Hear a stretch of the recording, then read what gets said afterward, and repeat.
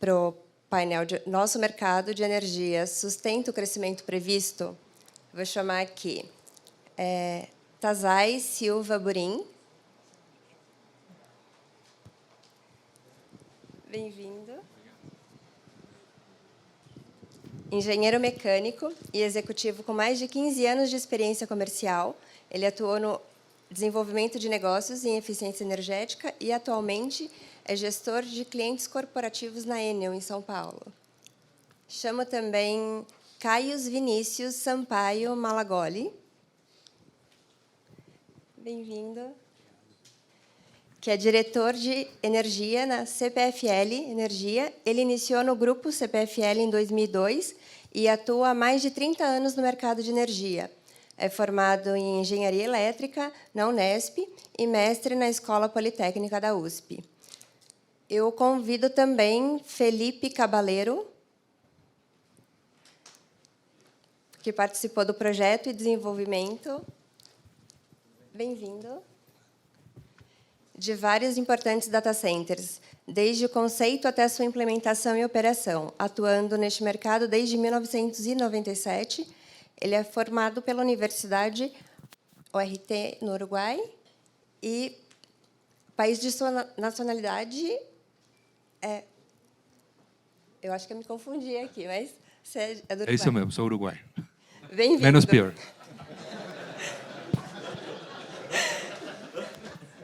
Sou eu aqui. E convido também Luiz Tossi, nosso vice-presidente. Bem-vindo. Obrigado, Gi. Bom painel.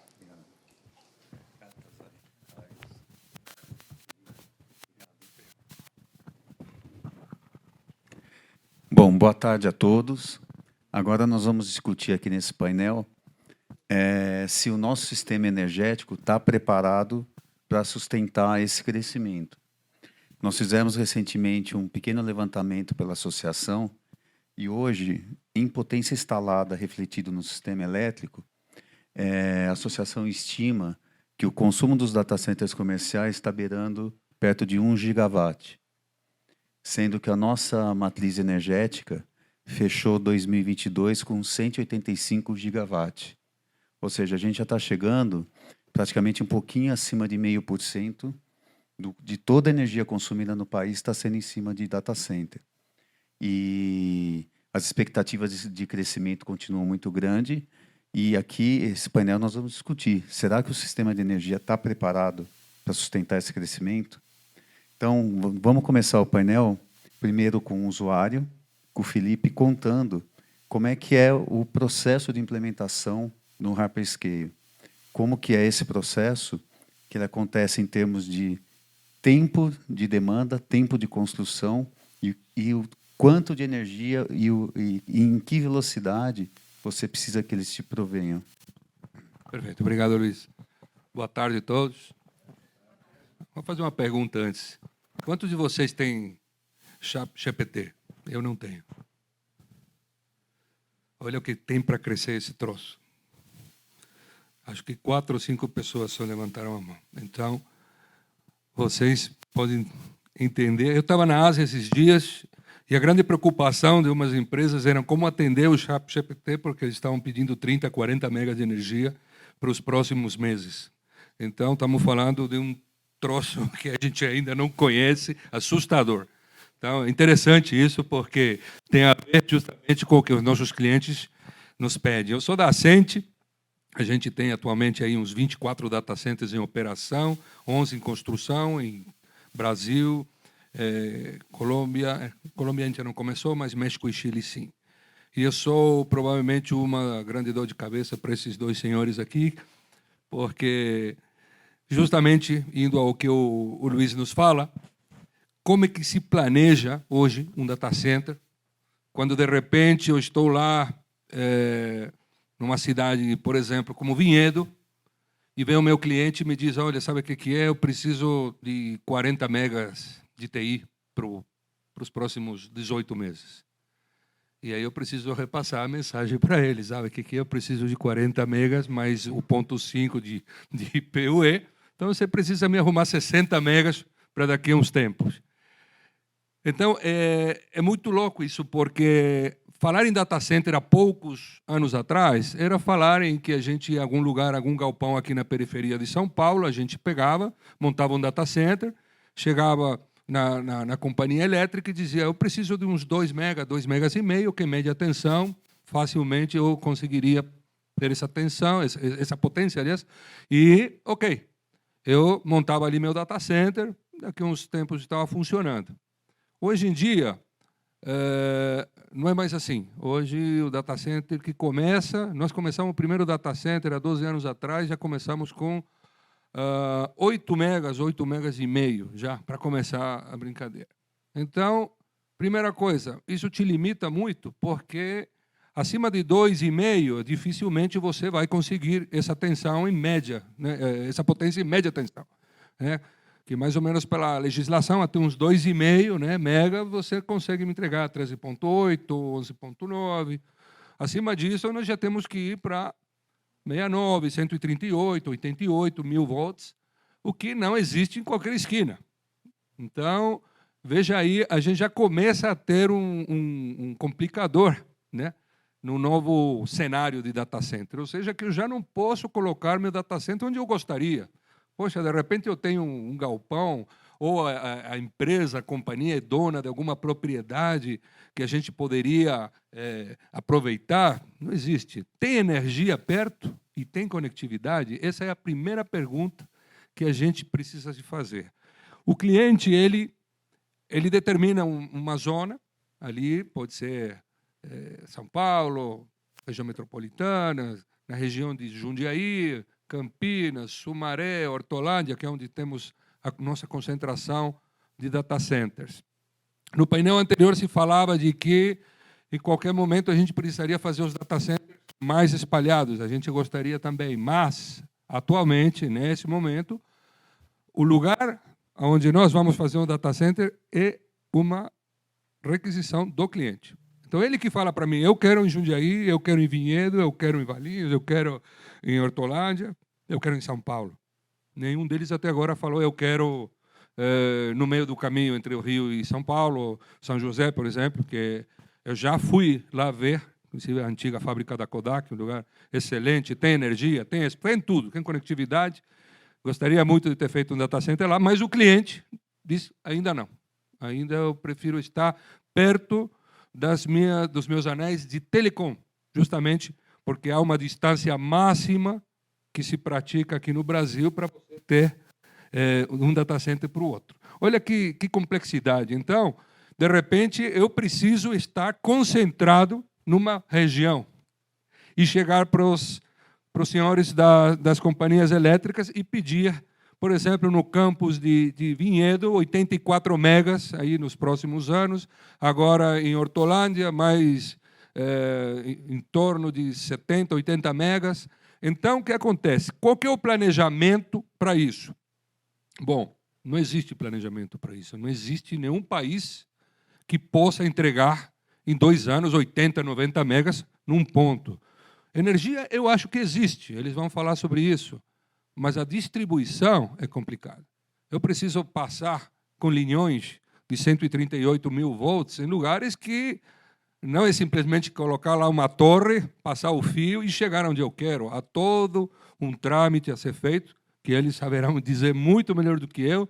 Eu sei que eu peço para eles uma quantidade de energia num determinado prazo e nem sempre isso é possível. Não é possível porque não é. Não é porque acha má vontade ou porque simplesmente não vou fazer agora. Há todo um trâmite legal para ser feito, ambiental, enfim.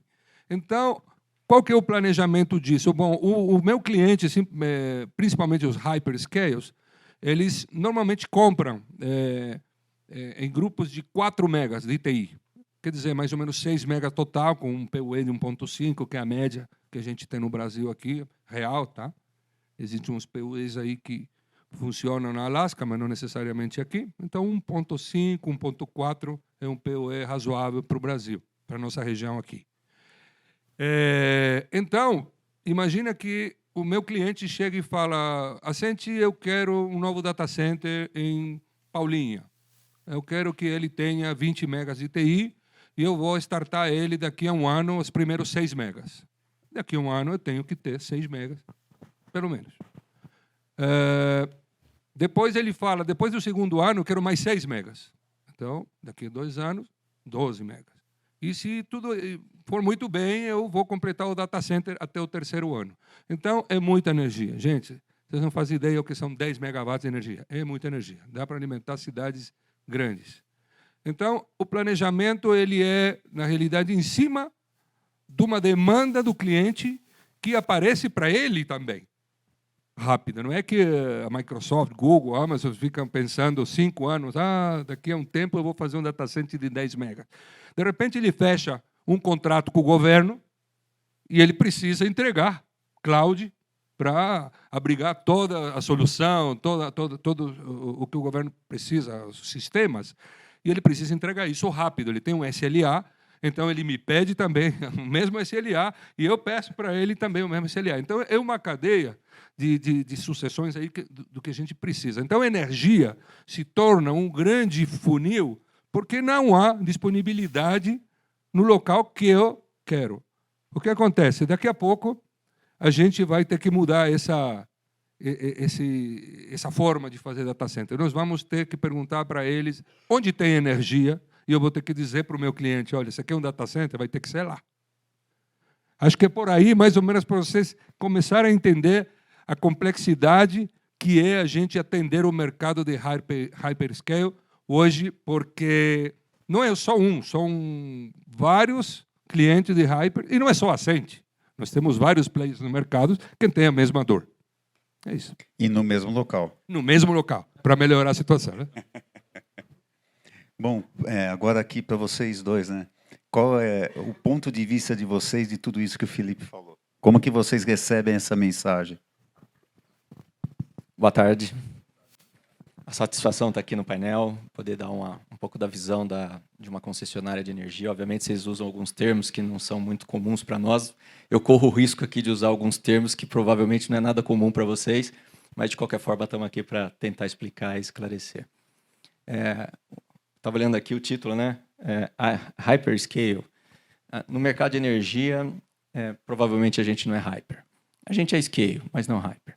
E se a gente olhar sobre o aspecto de num sistema elétrico, né? Se você imaginar que você vai espetar aqui nessa tomada alguma coisa para buscar energia, seja para carregar seu celular, seja para funcionar a câmera, o que seja, aqui tem um just-in-time, que por trás dessa tomada tem uma complexidade gigantesca para fazer isso funcionar na hora que você quer, na capacidade que você quer.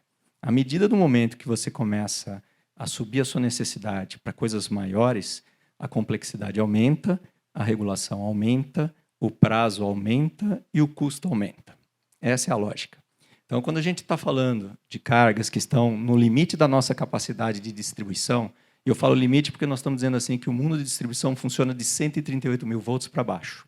A partir daí, nós estamos falando já de uma rede básica que é gerida por outros órgãos. A empresa de pesquisa energética, o Operador Nacional de Sistema, leilões do Ministério de Minas e Energia, que vão prover infraestrutura para essa rede básica, né, com agentes específicos para ela.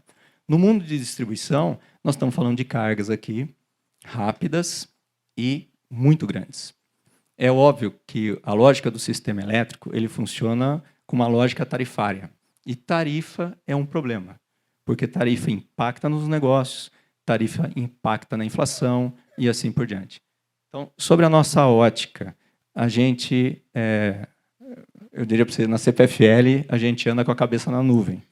Porque não só estamos migrando as nossas operações para a nuvem, como também por todo esse conjunto de solicitações que estão lá na minha região, que é a região de Campinas, região metropolitana, ali Sumaré, Campinas, Hortolândia, Paulínia, e também na região de Jundiaí, né, a gente vem trabalhando fortemente para que a nossa capacidade de investir, e dinheiro nós temos, ela consiga dar a resposta, se não na velocidade que o meu cliente deseja, mas com, vamos dizer assim, com uma visibilidade de quando essa capacidade vai estar disponível.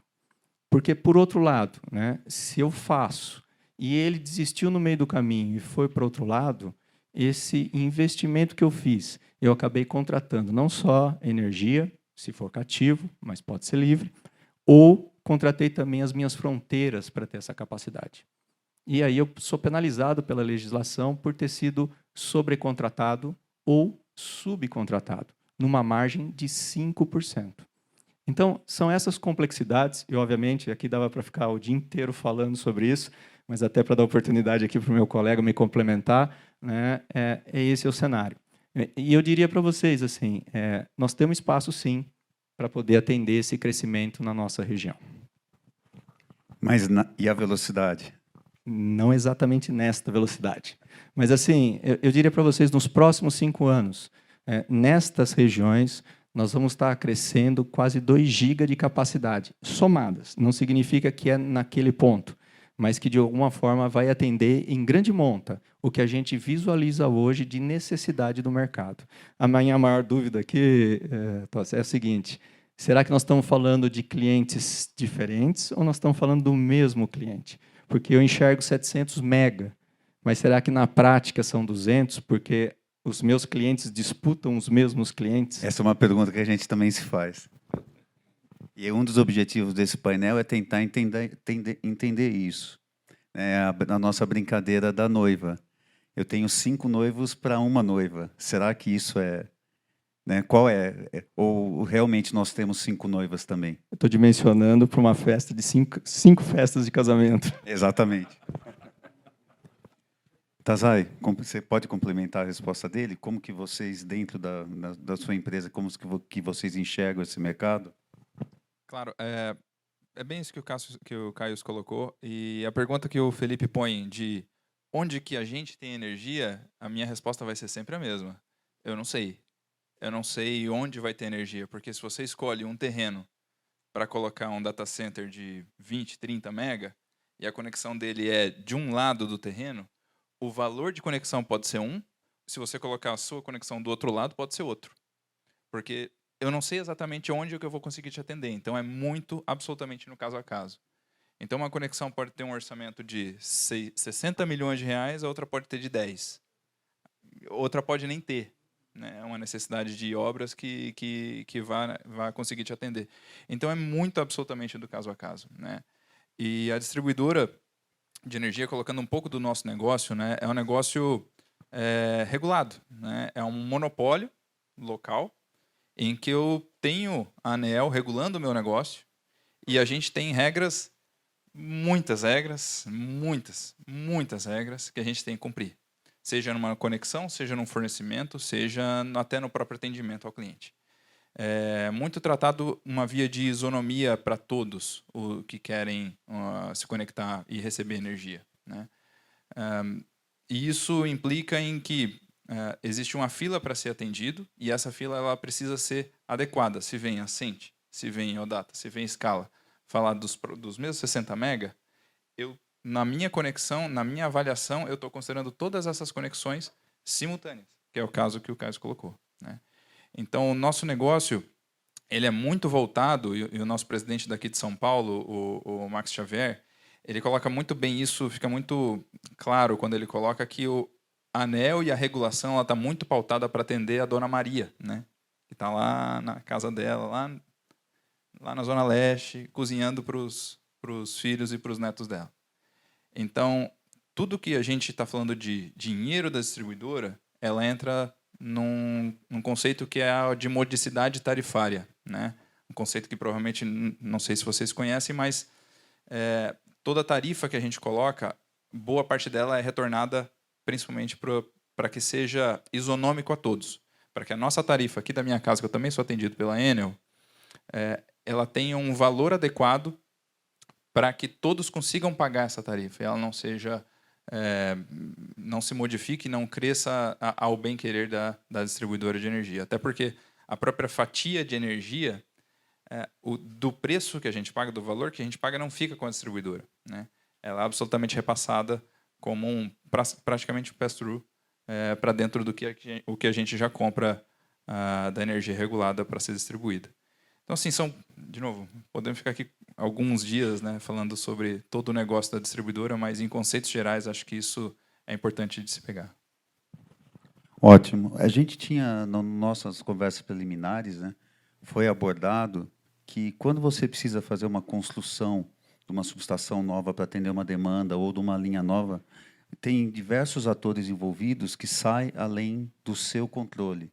Então, como você comentou da ONS, todos os outros órgãos que têm que fazer uma análise do impacto disso, né, de o quanto que esse aumento de demanda de energia que vai precisar do reforço de uma subestação, o quanto que isso vai impactar no sistema. Você pode explicar um pouquinho isso para nós, por favor? Claro, vamos lá. Vou tentar explicar. Quem são os envolvidos, né? E o quanto tempo isso leva, porque isso é um processo complexo. Bom, todo o processo de conexão ele vai passar a ser avaliado de como é que eu consigo te atender. Qualquer solicitação, qualquer pessoa, qualquer empresa vier a colocar para a distribuidora, eu sou obrigado a achar um jeito de conectar aquele cliente. Então, se eu vou conectar aqui na Rua Tito, pode ter um valor, provavelmente não tenha nenhum valor para eu conectar uma baixa tensão aqui. Mas para eu conectar lá em Cotia, no interior, uma geração distribuída ou um data center que por acaso foi para lá, que acho que não é o caso, fica mais aqui em Barueri, eu tenho que achar um caminho para conseguir conectá-lo e aí eu vou dar o mínimo custo global de algumas alternativas que eu tenho para conseguir conectar aquele cliente naquele local. Quando eu avalio o mínimo custo global, isso é uma questão regular, tudo que eu vou falar é regulado, tá, pessoal? Quando a gente avalia o mínimo custo global, eu avalio algumas alternativas, no mínimo 2, possivelmente em alguns casos até mais do que 2, e eu identifico quais seriam as condições para eu conseguir atender aquele cliente naquele local, daquele jeito que ele está me pedindo. E de onde?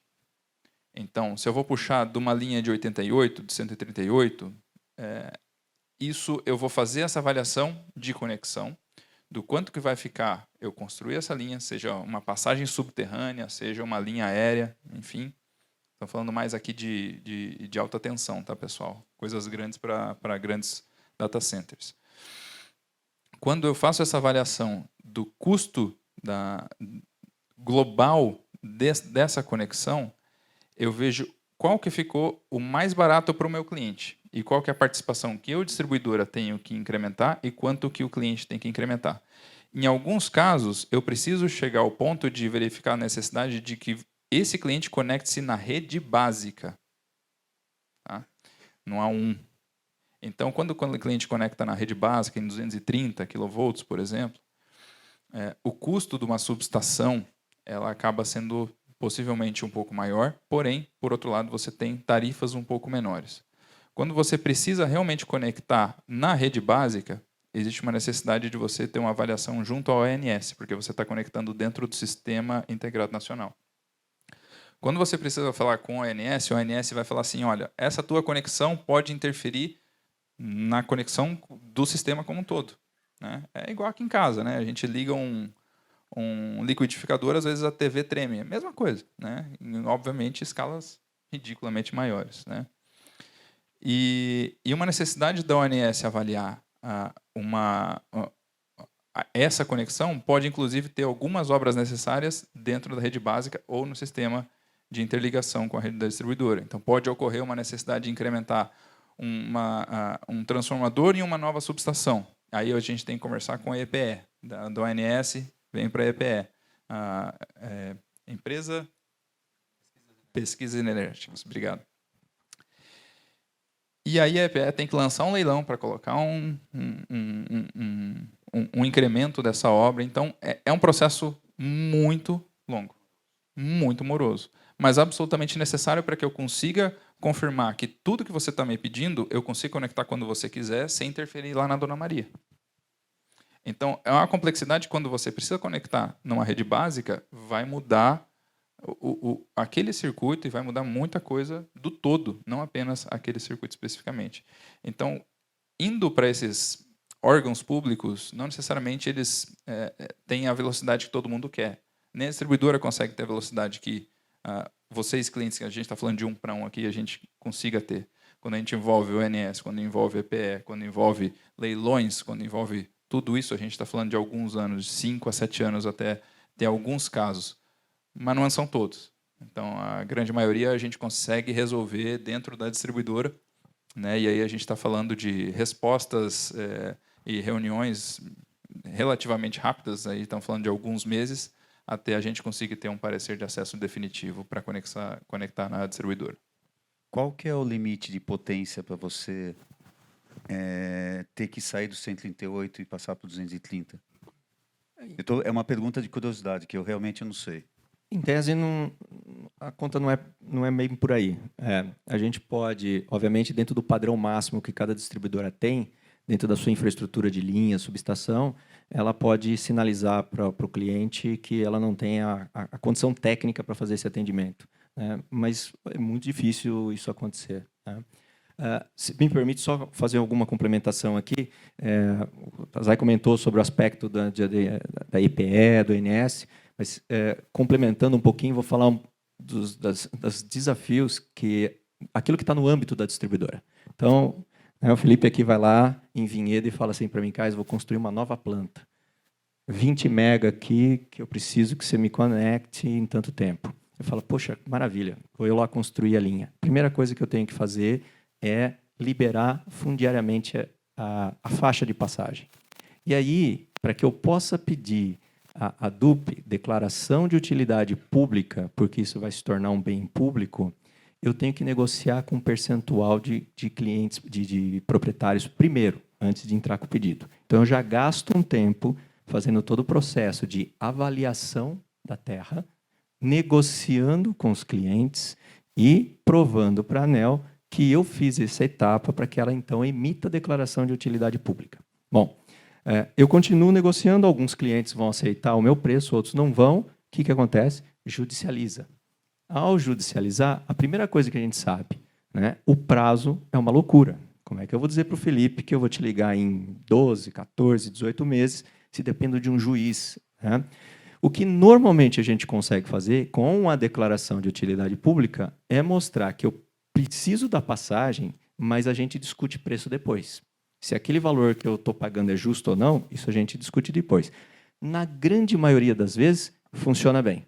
Mas tem lugar que até isso enrosca. Enfim, enquanto eu estou fazendo isso, eu preciso ir na CETESB, onde eu tenho que entrar então com o meu projeto, e a CETESB vai me dar a licença de instalação, a licença prévia e depois a licença de instalação.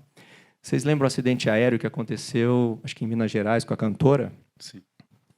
Então, vou só exemplificar. Estamos construindo uma linha nesse padrão que vocês precisam em Itupeva. Para quem conhece aquela região, sabe que o aeroporto de Jundiaí está longe, na minha visão. Mas a CETESB pediu uma declaração da aeronáutica dizendo que aquela linha não vai prejudicar o espaço aéreo. Você acha que o ministro, é brigadeiro, né? O brigadeiro tem na mesa dele uma infinidade de problemas relacionados à questão da aeronáutica.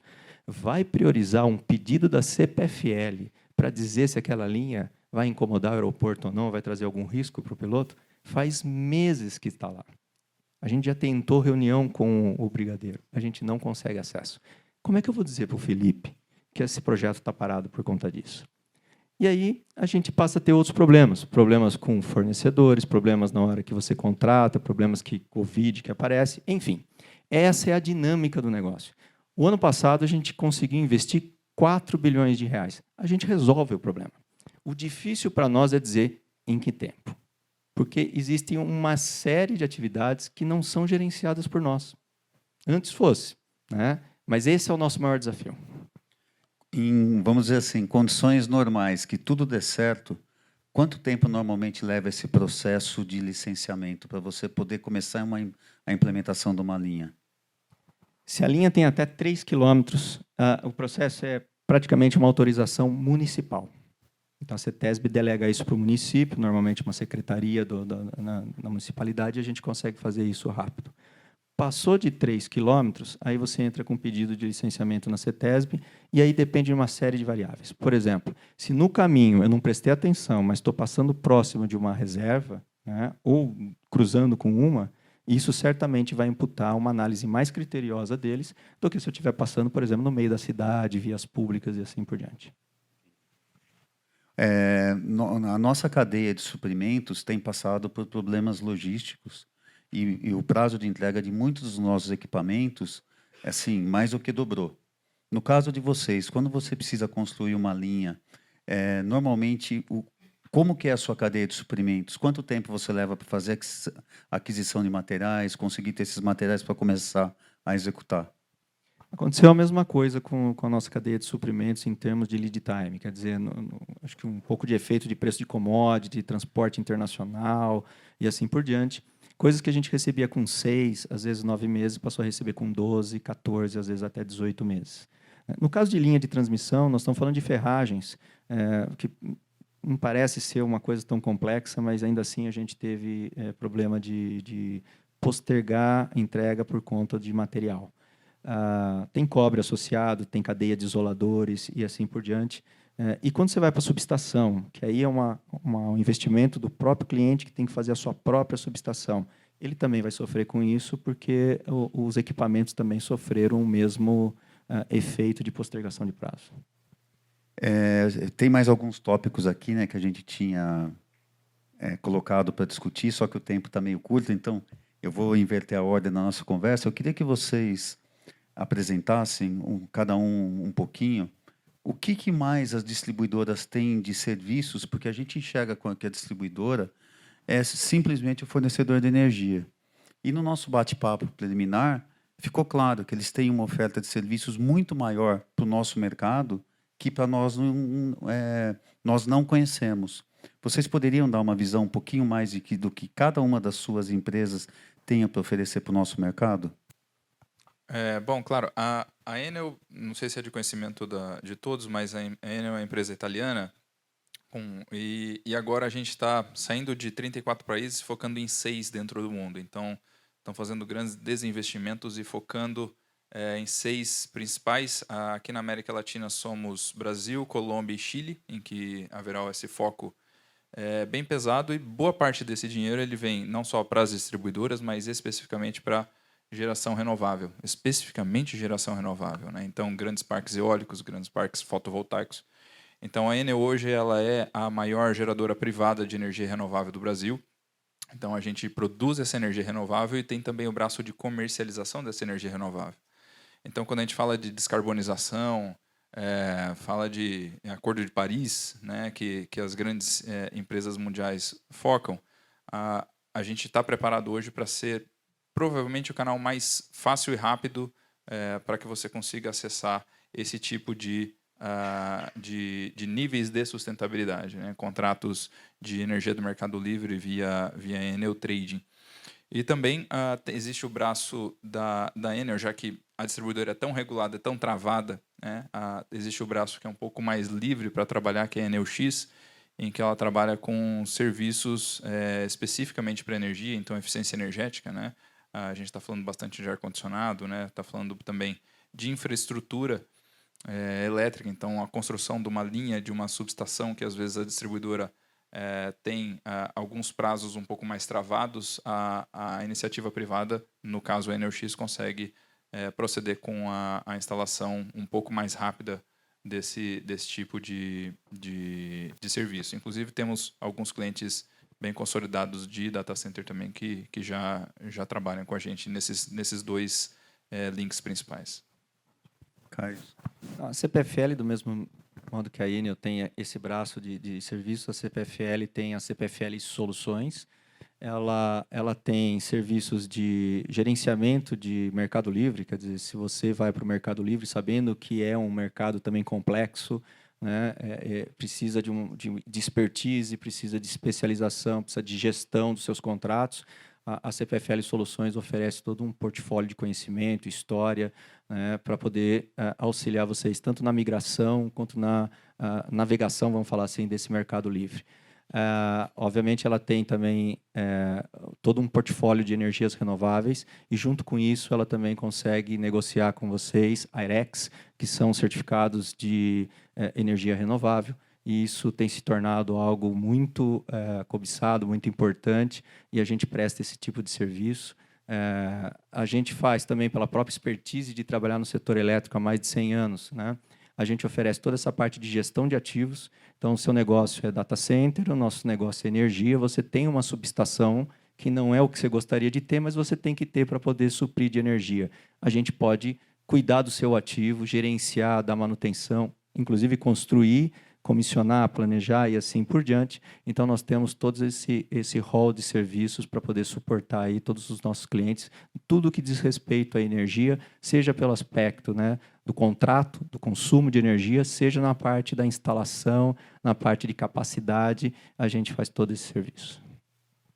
Felipe, quando você é contratado para fazer um data center, normalmente os seus contratos com seus clientes é de quantos anos? 10 anos, 20 anos? Bem, isso varia bastante e tem variado ao longo dos anos. Obviamente, quem coloca um data center de 20, 30 megas, dificilmente vai desmobilizar isso. É um investimento astronômico, mas, obviamente, aí entra o lado comercial da coisa, né? Então, eu te dou um contrato de 10 anos, eu quero te pagar uma mensalidade menor, cada vez mais essa barganha, por assim dizer, está acontecendo, é normal, é negociação, mas os contratos antigamente eles iam de 3 anos a 5. Hoje eles vão de 5 a 8, a média. Alguns chegam a 10, mas o interessante é isso, que, pegando o gancho disso, imagina que eu tenho que fazer uma estrutura para 40 ou 50 megas para um determinado cliente. Ele me diz que vai me fazer um contrato de 5 a 8 anos e eu preciso entender que esse contrato possa continuar, porque às vezes o investimento que eu faço, o investimento que eu peço para as distribuidoras fazerem, eu não posso dizer daqui a 5 anos, sabe aquele 60 mega que você me deu, está aqui de volta, está tudo com você, vende para outro. Não é simples assim. Então, imaginem a complexidade que existe na relação, né, que a gente tem como consumidor de alta potência com as distribuidoras. É uma relação que a gente nem sabe como tratar, porque ele fez um investimento, como ele falou, fez um investimento para me dar energia, 40, 60, 80 megas. Eu tenho, acho que uma subestação em Vinhedo de 80 megas, 84 megas, deve chegar a uns 100 e pouco. Imagina que amanhã o cliente, sei lá, por uma mudança de tecnologia, seja pelo que for, o cara fala, sabe o que é? A gente vai começar a fazer um phase-out, daqui a 2 anos não vamos estar mais aí. Cara, isso seria uma catástrofe para todo mundo. Para o cara que vende energia, para a distribuidora, para nós.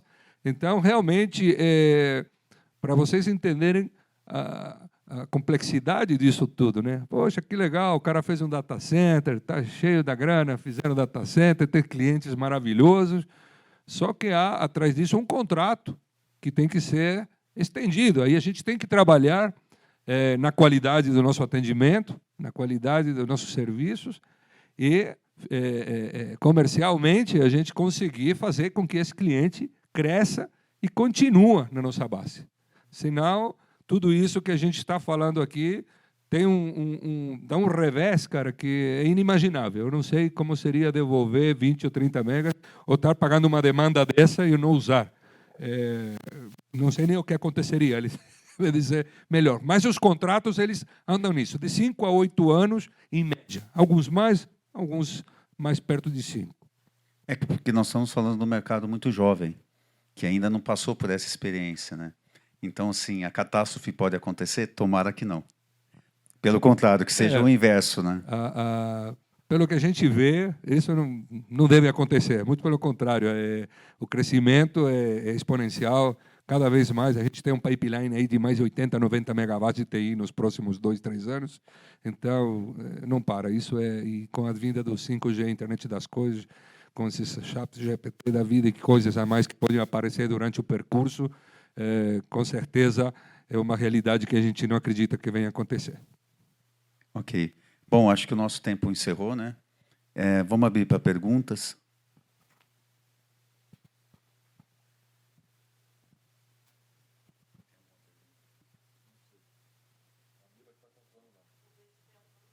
Ver se tem alguma no chat.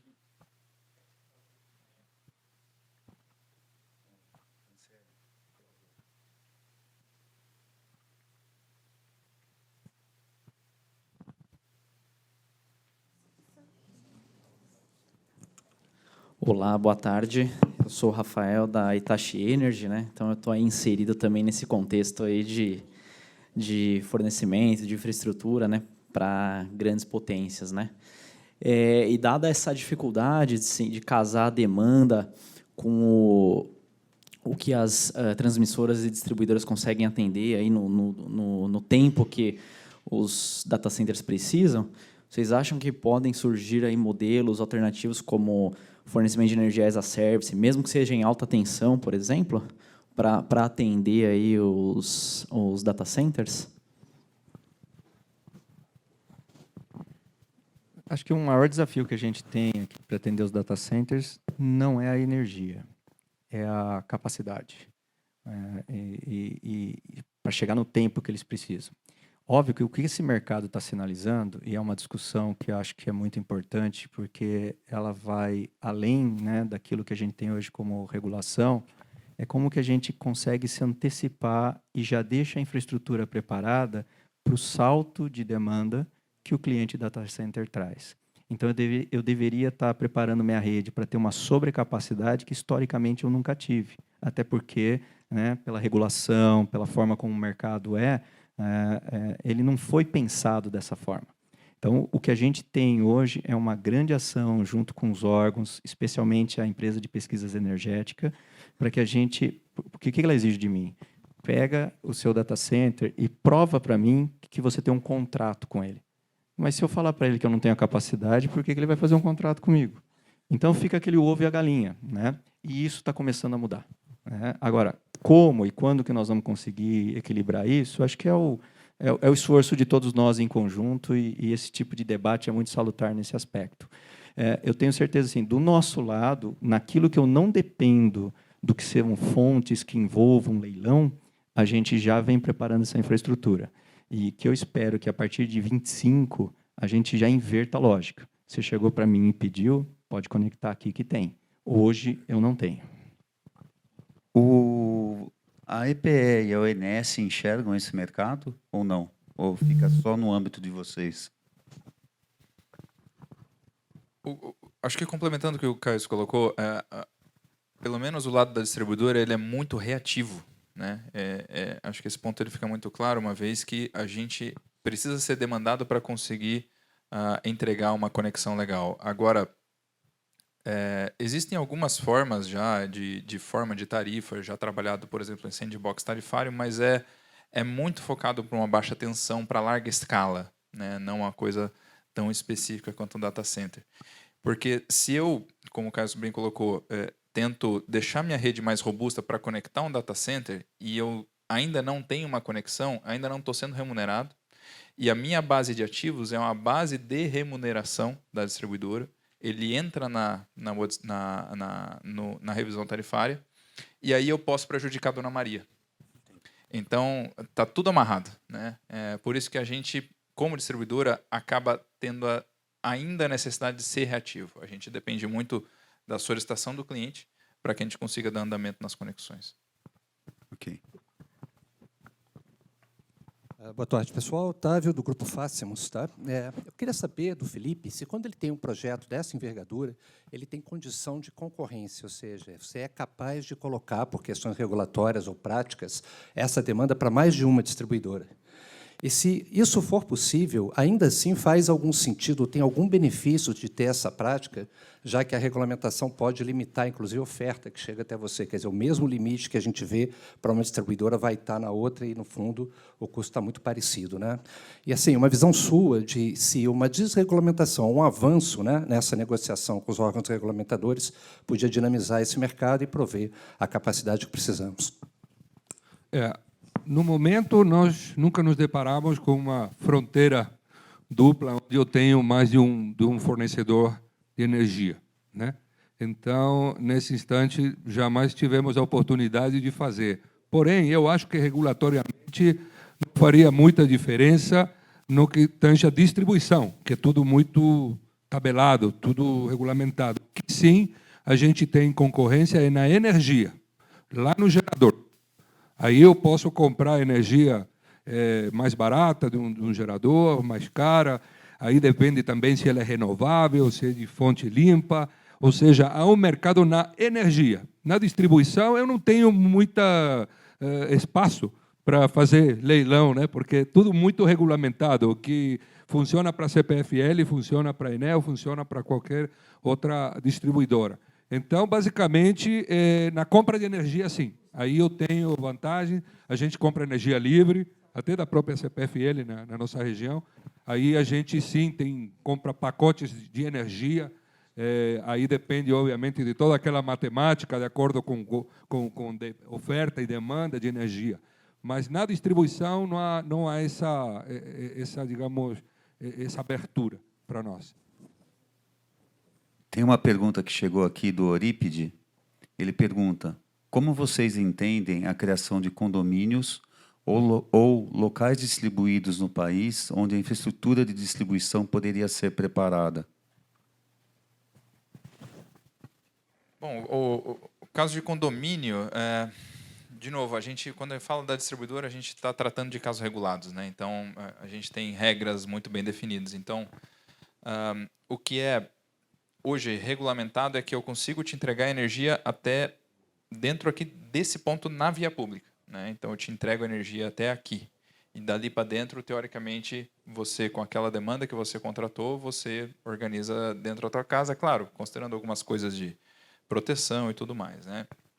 Agora, existem algumas exceções quando se fala de condomínios, né?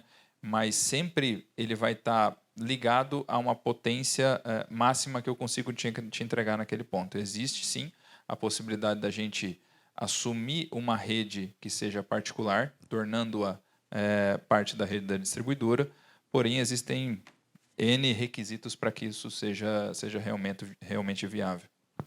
Ok. Exercitando um pouco, pensando, não sei se foi a intenção da pergunta, mas se eu pensar num condomínio de data centers, onde eu pudesse concentrar todos esses pedidos que eu falo hoje, que eu tenho espalhado na região de Campinas, e que ele fosse no único local, né? Provavelmente haveria aí uma razoabilidade econômica para se colocar uma única subestação de rede básica, que precisaria de um leilão, para daí sim conectar esse condomínio, que teria uma super infraestrutura, né, em tese ociosa, esperando a conexão e o mercado crescer para que ela fosse ocupada, né? Acho que, do ponto de vista de prazo e problemas desse tipo, acho que estaríamos provavelmente na mesma situação. Não haveria provavelmente uma vantagem em termos de ser mais rápido e tal. Claro, aspectos da legislação diz o seguinte: eu só vou leiloar um negócio que eu souber que tem um mercado já para pagar esse investimento que foi feito. Por isso, nós já tivemos várias situações, nada a ver com data center, mas que você tem um condomínio industrial e que há promessas enormes de chegar a indústrias ali e ocupar, você cria a infraestrutura e passa 10 anos, aquilo não virou um condomínio industrial.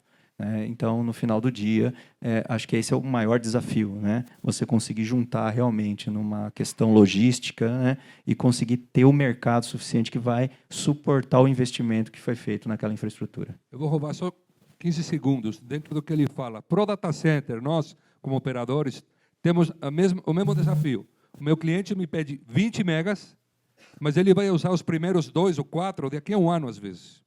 Então, imagina como que fica. Ele me diz: poxa, você me pediu 20 megas, fiz tudo o que eu podia, você está consumindo 2, cara. Está consumindo 600K, faz um ano. Imagina a complexidade de tudo isso para todos nós, para que fique na cabeça de vocês que não é fácil o tema aqui, dá para debater dias aqui. Obrigado. Só um minutinho, Gi. Só cortar um pouquinho, que tem muitas perguntas online também que apareceram, mas devido ao tempo a gente não vai conseguir fazer todas. Eu vou pedir ou para que as pessoas que estão assistindo online refaçam na mesa redonda, que vai ser a mesa final, se essas perguntas tiverem coerência para serem feitas depois, ou nós vamos encaminhar para os nossos painelistas e cuidar para devolver para vocês. Então, deixem os e-mails no chat, que a gente vai mandar as perguntas para eles e devolver por escrito para vocês, caso não dê para fazer na rodada final. Tá bom? Obrigada.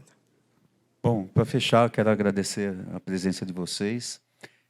Para nós é muito importante ter vocês, as distribuidoras, aqui, né? Como você falou, você não entende a nossa linguagem e a grande parte, nós também não vamos aprender. Estamos aprendendo bastante da linguagem de vocês. Muito obrigado. Obrigado, Felipe. Parabéns.